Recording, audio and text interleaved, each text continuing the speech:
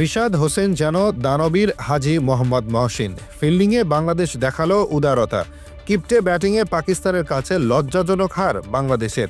ম্যাচের শুরুতেই টস জিতে লাহোরের গাদ্দাফি স্টেডিয়ামে আগে ব্যাট করতে নামে পাকিস্তান দল। নির্ধারিত ২০ ওভারে ৭ উইকেট হারিয়ে ২০১ রান করে পাকিস্তান।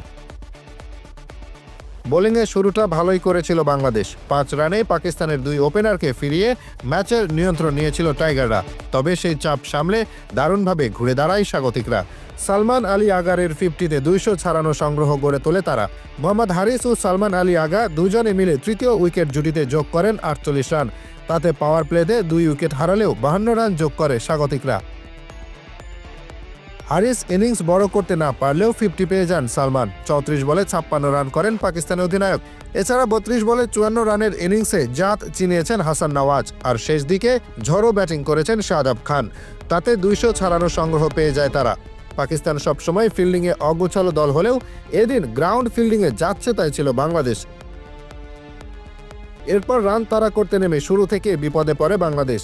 ইনিংসের দ্বিতীয় ওভারেই আউট হয়ে যান পারভেজ হোসেন ইমন। কিছুটা ভালো শুরু করেন তানজিদ হাসান তামিম। তিনি ছক্কা ও ৪ মেরে রান তোলার চেষ্টা করলেও বেশিক্ষণ টিকতে পারেননি। ১৭ বলে করেন ৩১ রান। এরপর লিটন দাস ও তাহিদ হৃদয় মিলে একটা জুটি করার চেষ্টা করেন, কিন্তু রান তুলতে ধীর গতিতে খেলায় চাপ বাড়ে দলের উপর। লিটন খানিকটা ছন্দে থাকলেও ৪৮ রানে আউট হন। এরপর একে একে ফিরে যান হৃদয়, শামীম, রিশাদ সহ অন্যরা। শেষ দিকে জাকের আলী অনেক কিছু বড় শট খেলে ২০ বলে ৩৬ রান করেন, কিন্তু ততক্ষণে ম্যাচ বাংলাদেশের হাত থেকে বের হয়ে গেছে।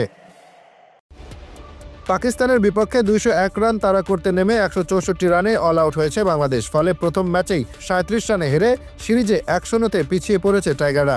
পাকিস্তানের পক্ষে সবচেয়ে ভালো বল করেছেন হাসান আলী। তিনি ৫ উইকেট নিয়ে বাংলাদেশের ব্যাটিং লাইন আপ ভেঙে দেন। ব্যাটিং ও বোলিংয়ে ভালো খেলেছেন শাহাদাব খান। দলের হয়ে সর্বোচ্চ ৫৬ রান করেন সালমান।